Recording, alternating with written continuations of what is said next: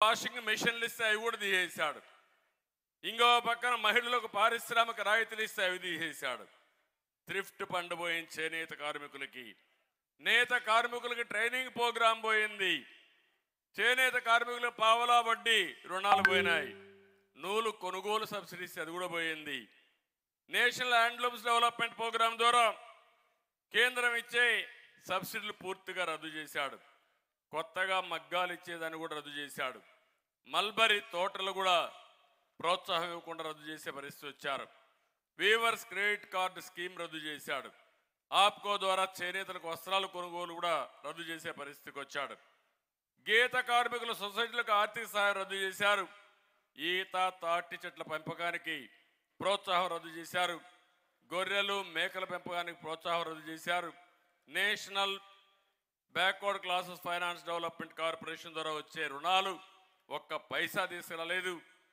కొన్ని వందల community halls మనం ప్రారంభిస్తే ఎక్కడ చూసినా అవన్నీ కూడా పాడుపడిపోయి ఉండే పరిస్థితి వస్తూ ఉంది.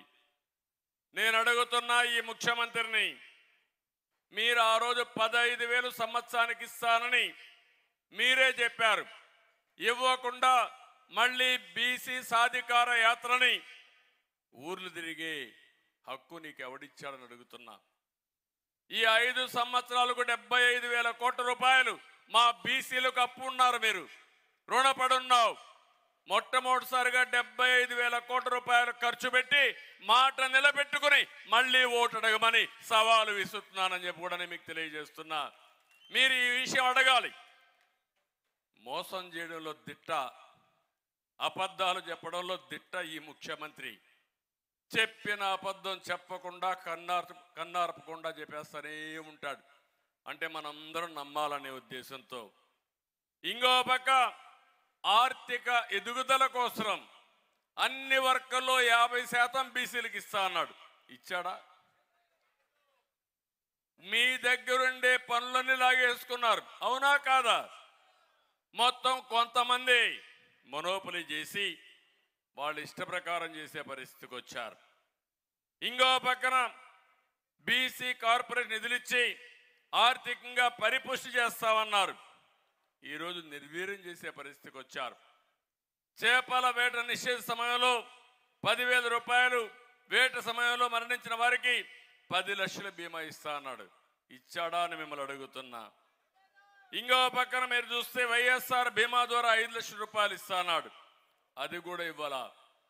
ఈరోజు మీరు ఒకసారి చూస్తే ప్రతి ఒక్క మగ్గం నేసే వ్యక్తులందరికీ, వాడే వ్యక్తులందరికీ 24,000 రూపాయలు సంవత్సరానికి సబ్సిడీ ఇస్తా అన్నాడు. 4 లక్షల మంది దగ్గర చేనేత కార్మికులు ఉన్నారు. వాళ్ళలో మీరు ఇచ్చిందంతా 80,000 మందికి. అంటే 4 లక్షల మంది ఉంటే 80,000 మందికి ఇచ్చి నా చేనేత కార్మికులకు మొత్తం ఇచ్చేశారని ఉపన్యాసాల మీద ఉపన్యాసాలు ఇస్తున్నాడు.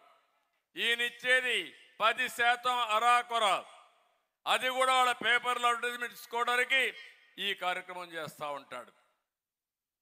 మీరు ఎప్పుడన్నా చూడండి, ఈ రాష్ట్రంలో కార్యక్రమాల ద్వారా బెనిఫిట్ అయ్యింది ఒక్క జగన్మోహన్ రెడ్డి కంపెనీనే. ఆ పేపర్ కంపెనీ సాక్షి టీవీ ఇవి బాగుపడ్డాయి తప్ప ఎవ్వరూ బాగుపడే పరిస్థితి లేదు. నేను అడుగుతున్నా ఇక్కడుండే మిమ్మల్ని అందరినీ, మీరు కానీ సమాజంలో ఎవరైనా సరే